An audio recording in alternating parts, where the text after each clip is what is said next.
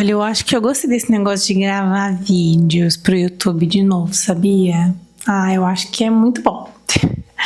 Eu me senti à vontade ontem no vídeo que eu gravei e eu não quero parar de gravar, não. Quero continuar se Deus quiser. E hoje eu quero contar um pouquinho pra vocês, deixa eu só arrumar. Meus vídeos não vão ter muitas edições, porque eu quero postar meio que em tempo real, assim, sabe? Mas eu quero contar pra vocês algumas coisas que estão acontecendo comigo. Peraí. Tá me incomodando a minha voz. Algumas coisas que aconteceram comigo nos últimos tempos e que talvez pode servir de testemunho pra vocês ou pode te ajudar também em algum processo que você tá vivendo. Que é o seguinte. Às vezes a gente passa por algumas coisas porque a gente não vive o que tem que viver na época que tá vivendo. Peraí que eu vou explicar. Com 26 anos, eu fui diagnosticada com menopausa precoce. E no primeiro momento, com 26 anos, eu tava numa fase que eu só queria ficar bem. Eu comecei a sentir calorão e eu tinha já o diagnóstico de hipotireoidismo. E eu lembro que isso começou a me afetar demais. Eu sentia calorão enquanto eu trabalhava, a minha memória, eu estava sem memória, esquecia tudo. E eu comecei a ficar com sentimentos também ansiosos e meio depressivos até. E eu lembro que eu fui em vários médicos. A primeira médica que eu fui, ela falou pra mim assim: olha, eu vou ter que pesquisar o teu caso, porque não é um caso comum. Uma falência ovariana nessa idade, acho que eu tinha ainda 25 anos por aí. E o meu ciclo menstrual tinha parado. É importante dizer que durante muito tempo eu usei anticoncepcional por questões hormonais. E quando eu parei de tomar, simplesmente meu fluxo ele foi diminuindo até que ele parou. Então tudo isso acendeu um alerta em mim. E quando eu fui nessa médica, ela disse que ela ia ter que pesquisar, porque ela não sabia o que aconteceria. Eu lembro que eu fiquei, meu Deus, né? O que tá acontecendo comigo? Fiz vários exames para descobrir se era genético, por que eu tava com aquele diagnóstico de menopausa.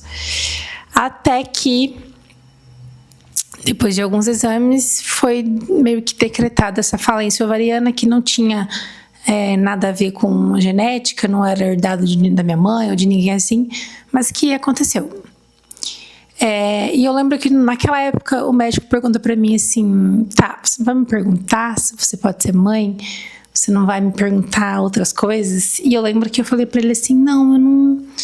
Eu falei, me fala, mas eu falei assim: eu não quero sofrer agora, eu vou deixar pra sofrer na época que for pra eu sofrer, porque eu não tô nessa fase, né? Não sou casada, não quero ter filhos no momento, né? Não tô vivendo essa fase da minha vida, então eu não vou sofrer agora. E eu lembro que eu falei essa frase despretensiosamente, mas aconteceu exatamente dessa forma. Eu não tive um luto ali, eu não vivi aquela notícia, porque assim, gente, você descobrir que você tem menopausa precoce, isso pode agredir a sua autoestima de formas que você não imagina. Você não consegue mais se ver como a mulher que você é. Porque é como se uma parte sua fosse roubada de você. Então, eu não sei te explicar, mas você se sente menos mulher, você se sente menos capaz, menos tudo. E na época eu não vivi isso, eu só queria minha qualidade de vida, eu só queria poder não ter aquelas dores, não ter aquele esquecimento, eu queria minha vida de volta. E o médico me receitou reposição hormonal e eu comecei a fazer e eu melhorei. Só que uma hora ou outra isso vem à tona, não tem como, porque o nosso relógio biológico, né, as fases da mulher, as coisas que a gente vive.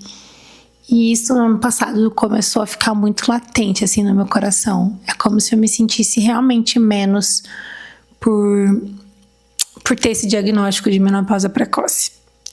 É importante falar que eu sempre acreditei que Deus faz independente disso. Eu já vi milagres acontecerem de pessoas que eram estéreis engravidar. Eu sempre acreditei. Mas o ano passado eu deixei o inimigo falar muito na minha mente que, tá vendo? é sempre com os outros, mas nunca com você. Tá vendo? As coisas boas podem acontecer para as outras pessoas, mas nunca com você. E eu deixei isso entrar também nessa área, né, nessa questão da menopausa. E eu não tô na fase, no sentido de que eu não casei, não estou no momento tentando engravidar, não. Então eu nem sei se a resposta de Deus para mim é sim ou não. Mas eu deixei a dúvida e aquele diagnóstico que já tinha anos entrar no meu coração num lugar diferente, num lugar de comparação, num lugar de dor, num lugar de amargura. Sendo que Deus não me disse ainda que não. Sendo que Deus não demonstrou ainda o seu poder, mesmo que pro sim ou pro não. E eu acatei a sugestão do diabo em dizer, você nunca vai ser mãe. Essas coisas nunca vão acontecer com você. Porque eu dei espaço para ouvir essas vozes. E desde então, uma das batalhas que eu tenho enfrentado muito é na minha mente. Porque tem ficado muito claro para mim tudo aquilo que Satanás diz para eu acreditar nas palavras dele e aquilo que o Senhor me diz.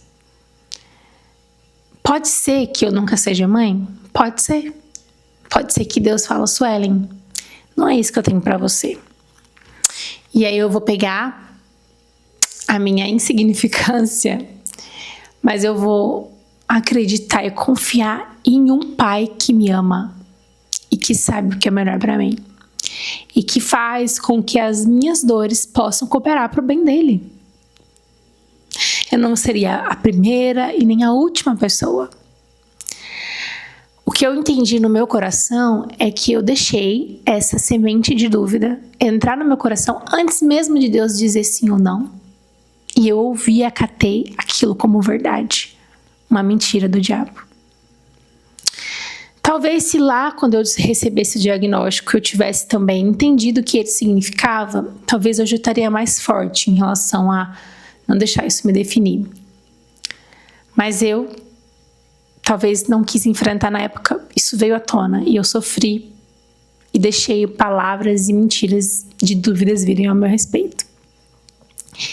Por que eu quero compartilhar isso com vocês? Porque isso foi uma das coisas que me fizeram ficar tão exausta emocionalmente no ano passado e me trouxeram à tona várias feridas e várias mentiras de Satanás que muitas vezes eu ouço e o quanto muitas vezes eu tenho dificuldade em acreditar e confiar na paternidade de Deus sobre a minha vida, em um Deus que cuida de mim em todos os detalhes. Mesmo que ele me diga não, mesmo que ele me diga sim, ele continua cuidando de mim. Mas a nossa batalha, a nossa luta é contra isso. É contra acreditar nas mentiras que ele fala.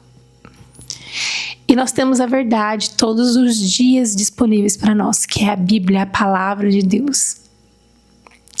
O Senhor fez tantos milagres na vida de tantas pessoas. Ele fez assim com Sara, ele fez com Ana. Ele realizou tantos milagres. Na Bíblia faz da estéril mãe de filhos. Então, ele tem promessas para nós. Ele pode fazer segundo a sua vontade. A gente precisa confiar.